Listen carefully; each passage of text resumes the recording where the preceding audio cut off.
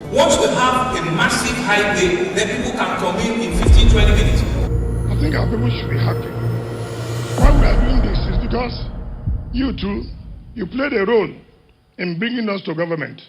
So a lot of focus is always given on Lagos State because Lagos is literally the economic capital of Nigeria, and Lagos contributes to the GDP by 15%, about $84 billion, and Lagos has the largest population, about 22 million people. But in a close second, we have Rivers State that has the second highest internal generated revenue just after Lagos. And sometimes having and finding these figures online tends to be difficult. So I'm going to be using 2021 figures, and Lagos State generated internally about 220 billion naira that year, and River State generated internally about 51 billion naira. And River State is the close second, the treasure base of the nation, where a lot of the oil that we sell is being drilled. So it behooves us to pay attention to River State. When I joined real estate, the first and one of the most important calls, very serious calls, inquiries, was a Nigerian in the UK, in the diaspora, and he had 15 million naira that he wanted to put in a real estate investment. And he called me up and asked me, where would you suggest that I put this? Buying a property in Lagos or buying land in Asaba GRA? And I incidentally happened to be from Delta State, and it was a more than 45-minute back and forth explanation and bouncing off of ideas. And then I really did not know much, but most of the times people are asking these questions. People come on the channel and people ask me, oh, should I invest here, should I invest there? And sometimes I don't even have a frame of reference because I don't have particular expertise in those places. So I'm going to do a comparison between two places that I have some level and form of expertise. I've stayed in River State probably 2 decades of my life, and also I've stayed in Lagos probably up to a decade. And we are going to be seeing which one should you invest in if you have money, if you're looking to invest for various reasons, and most importantly, making a return. So which should you consider, River State or Lagos State? Let's go. River State has an internal debt of about 222 billion compared to Lagos that has an almost 1 trillion naira domestic debt that they are servicing at the moment. And as far as capital infrastructure go, which is something that we should pay attention to, River State has mostly focused on flyovers, bridges, this sort of infrastructure. Lagos has seen a much more eclectic diversity in their infrastructural development. So you have trains, you have the free zones that they are going to be in Lagos State, you have new seaports, and they are varied, and they are more diverse, and they are more capital intensive. So let's drill down. What is River State doing with all of this money? What is Lagos State doing with all of this money, and how does that affect? Because public infrastructure, they affect the prices of real estate, and they affect the market. And Keynesian economics says that there's a direct correlation between government spending and also output. So how are these things, how do they factor into your decision if you're considering these two places to invest? Now, before I start, let me just say something. Right now Lagos State is trending because a former aspirant, he actually released information on how Lagos State budget has been, and how spending has been for the past one year and quarterly. And you can see that there's a lot of, will I say, irresponsibility in some of those inflated projects, paying for perfume, legal aid, and I'm going to drop all of those links there so that you can see how Lagos State, for those of us that pay taxes in Lagos and live in Lagos, how your government is spending your money. But when I tried to find out about River State, I went to their site. Like I said, most of the information I was seeing was from 2021, but I went to the site and I realized that the site was mostly stock photos and stock images and stock text. I could not really find anything. So some of those links were leading me to dead ends.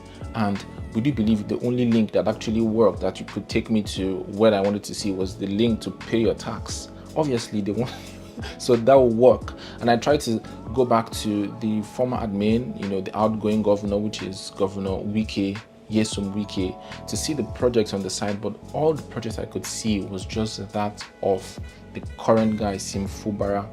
So, what have they used this money for, and how would that affect your investment decisions? That's what I'm going to be talking about today. So the first thing I'm going to be talking about is, like I said, the infrastructural ideology.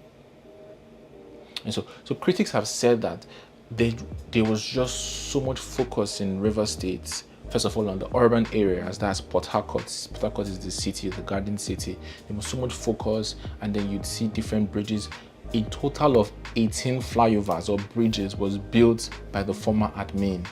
And now, how that correlates or transfers or transposes real estate growth, economic growth, and a better standard of living is yet to be seen, because many people, it was a harshly and contested planning ideology, because some people got demolished and claimed they were not paid compensation, especially those around that Ikoku access where they did, and they did some in GRA, they did some in Rumogba, being spread around Rumukrushi and all of those areas, and that was basically what he focused on. And the Minister of Works and also the governor said that it was going to increase the value of land there. It was going to improve improve real estate, drawing investors. And we don't really measure things in this country, but that's like so much yet to be seen. While filling these gaps, has it been able to feel the pulse of the people to really know that these projects are impactful and making a difference in their lives? Especially our road and flyover projects makes ease of doing business in River State very, very much easier. It boosts ease of doing business in River State.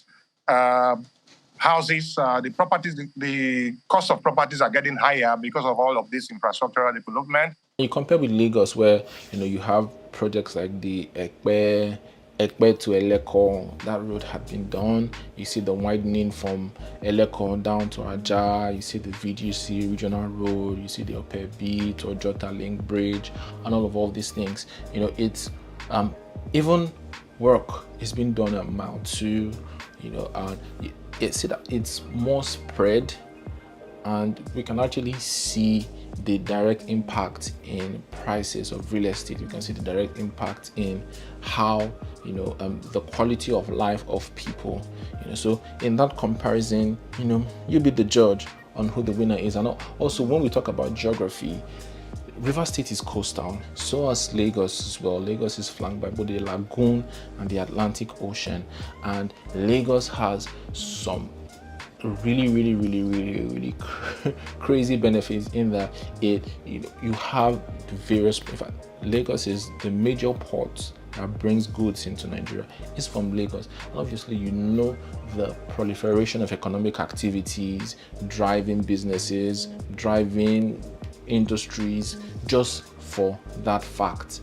And River State, they had the Abonima Wharf, and there were some sort of seaports there, but we don't see those sort of that level of activity there. So that's another thing that you think of if you're thinking of, okay, where am I going to set up my real estate investment project in or the other, and considering this geography and how it lies. And obviously geography affects tourism, because people want to in fact, lots of Nigerians in the diaspora, they like beachfront land. They want to buy stuff in the beachfront. And the former governor, the last two governors, Rotimi Amici, he did actually want to clear the waterfront. He went to Okrika, and he demolished lots of those shanties that were there, and that started the rift, the very public rift between him and the former president's wife. And we didn't really see what was done in that aspect, compared to Lagos, where you have to pay through your nose, but you can actually get approval, and you have a $200 million investment like Landmark.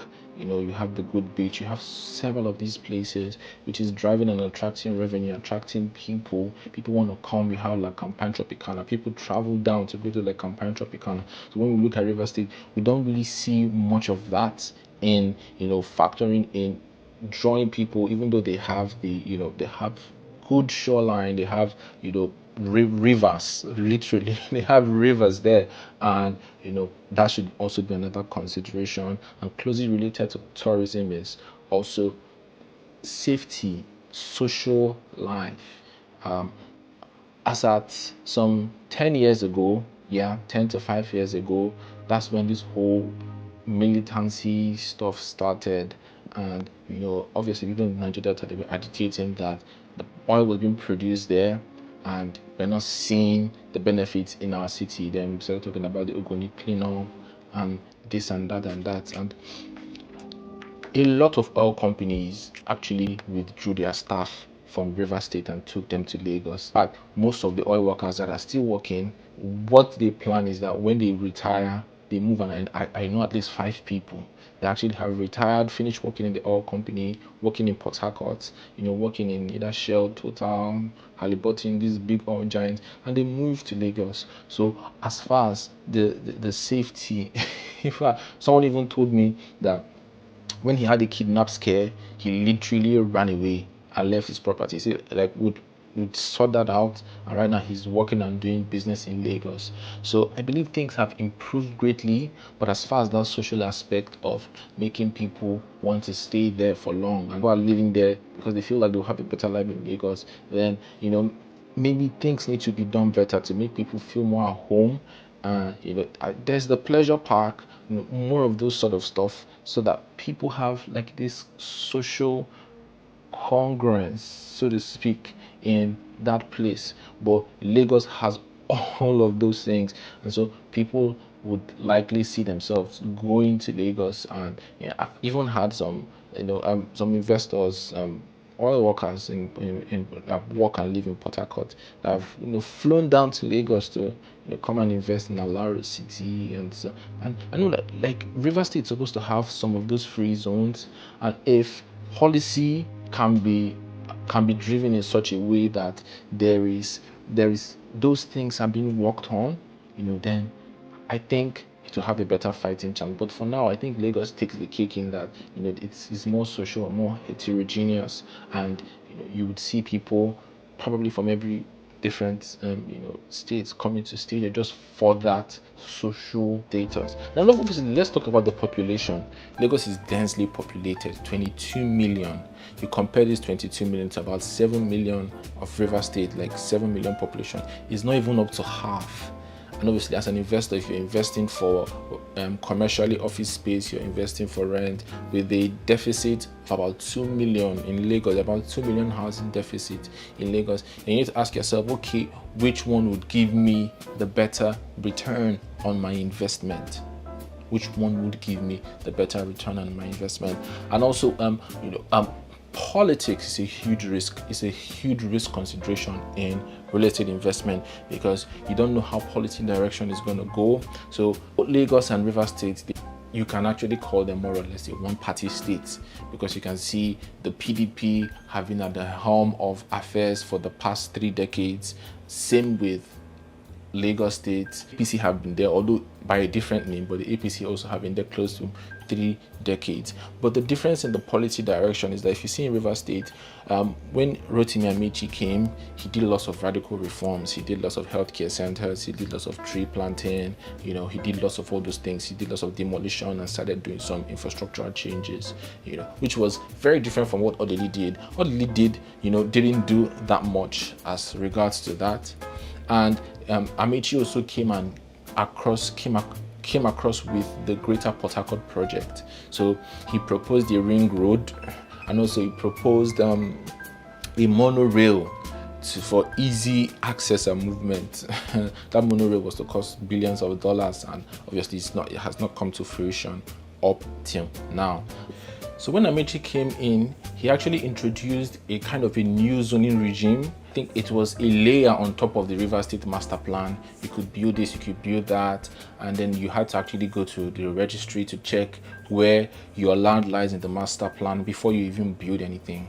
Then Wike came and said, Rivers people can build whatever you want to build. He abolished the Greater Port Harcourt project. And as far as the policy directions and the political landscape go, compared to Lagos, that has kind of seen a much more stable policy direction, because you're seeing the same party in power and also the same patronage system, in that they actually agree, and there's a continuity. So there's no one person coming and say, okay, oh, this is my predecessor, didn't know what he was doing, and then you cut it off. But I think that starting to see maybe that's something similar that will happen in River State, because right now you're seeing this new guy, Sim Fumbara, is continuing the legacy of Wike. And they've actually paid 75% for the ring road project. So it's going to be a ring road project that's going to affect massively, in a positive way, I hope, River State real estate, because it's going to join both the rural areas, and you're going to be able to go around River State. Obviously, Amechi introduced this in his time, but he never implemented it. And so you can just see the different touch points from a tourist, from a social, from an infrastructure, from a policy, and from a political point of view. So you'd be able to look at it from this direction, obviously from a population point of view, and make your trade-offs, and as an investor, make the final decision on whether to invest in River State or to invest in Lagos, and which one will give you the return, the better return that you seek. Thank you so very much for watching. This is the Ownahome.ng TV show. Yeah, Ownahome, we believe owning a home, owning a property should not make you lose sleep.